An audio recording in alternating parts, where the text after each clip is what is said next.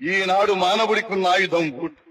ఆ ఓటును సద్వినియోగం చేసి నీ ఉద్దేశాలను నీవు ప్రతిబింబించుకోవడానికి, ప్రజాస్వామ్య పరిరక్షణకు సరైన ప్రతినిధిని నీవు ఎన్నుకోవడానికి, సమాజ స్థాపనకు, సమాజంలో ఉన్న వ్యత్యాసాలను తొలగించి సామాజిక పరమైన న్యాయం అందరికీ అందజేయటానికి వినియోగించవలసిన పరమ పవిత్రమైన సాధనమది. గడ్డ మీద విరబూసి తెలుగుదేశం జెండాను ఎగరేసి చంద్రన్న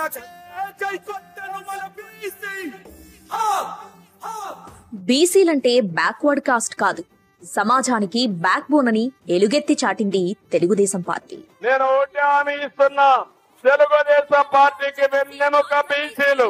140 కులాలున్నాయి, అందరికి న్యాయం చేసే బాధ్యత. బీసీ పెద్దగా నా బీసీల కోసం ఒక ప్రత్యేకమైన పాలసీ తీసుకొస్తా. దాని ప్రకారం కమ్మరి, కుమ్మరి, వడ్రంగి, రజక, లేకపోతే చేనేత, గీత కార్మికులకు అందరికి న్యాయం చేసే బాధ్యత తెలుగుదేశం పార్టీ తీసుకుంటామని హామీ ఇస్తున్నా.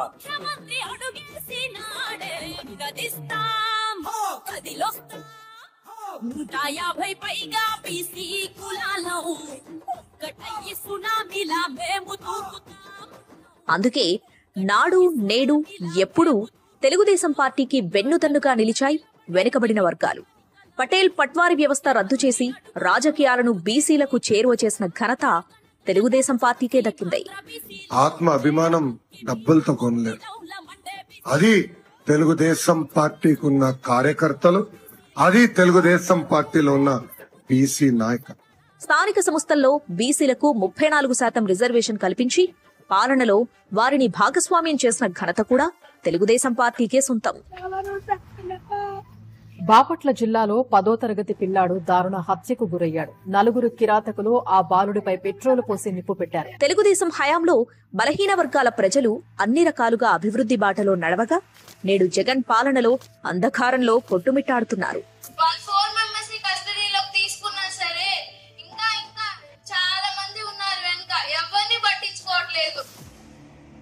దశాబ్దాలుగా తెలుగుదేశం పార్టీకి వెన్నుదన్నుగా నిలుస్తున్నారనే అక్కస్తో బీసీలపై కక్ష కట్టి దాడి చేస్తుంది వైసీపీ ప్రభుత్వం.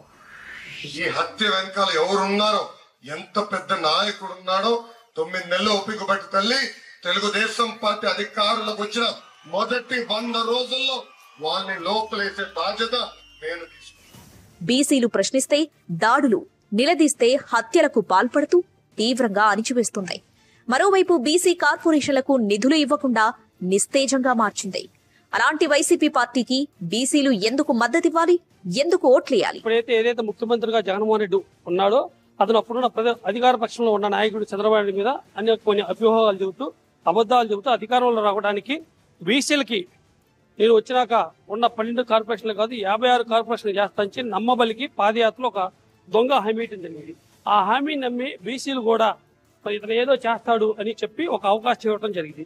అవకాశం ఇచ్చిన తర్వాత ఈ రోజు బీసీలు ఊరేసుకునే పరిస్థితి, ఆర్థిక సంక్షోభం, ఆర్థిక లేదు. ఈ రోజు 56 కార్పొరేషన్లు వేసినా ఎక్కడ కూడా నిధులు వేయలేని పరిస్థితి. అందుకే బీసీలంతా సంఘటితమై బాబు రావాలి, భవిష్యత్తు మారాలని కోరుకుంటున్నారు.